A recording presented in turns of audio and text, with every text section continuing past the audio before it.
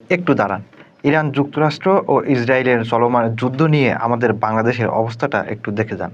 আমাদের সামনে যদি ইরানের পক্ষে কোনো ভিডিও বা নিউজ পোস্টার আসে, তাহলে লাইক, কমেন্টস আর শেয়ার করে ভরিয়ে দিচ্ছি। আবার বিপক্ষে আসলে একটু রাগ আর দুঃখ প্রকাশ করছি।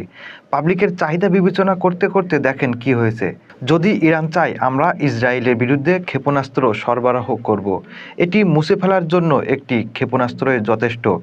কিম জং উনের এমন মন্তব্য দাবিতে জাতীয় ও আন্তর্জাতিক গণমাধ্যম এবং সামাজিক যোগাযোগ মাধ্যমে একটি ফটোকার্ড ব্যাপক ছড়িয়ে পড়ে। এই খবর পাবলিক অনেক মজা করে খেয়েছে, এমনকি আমিও ফটোকার্ড হিসেবে পোস্ট করেছি।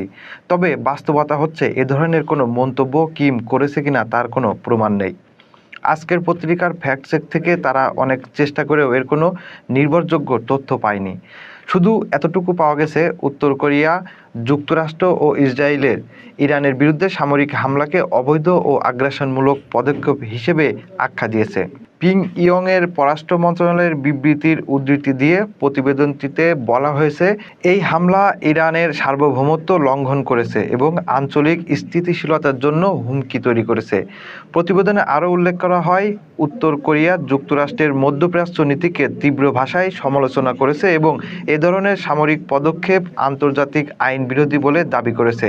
তবে প্রতিবেদনের কোথাও সরাসরি ইরানকে ক্ষেপণাস্ত্র সহায়তা দেওয়ার মতো কোনো ঘোষণা বা কিম জং উনের এমন বক্তব্যের উল্লেখ নেই। তবে আমরা যা আনন্দ করার তা তো করেই ফেলেছি।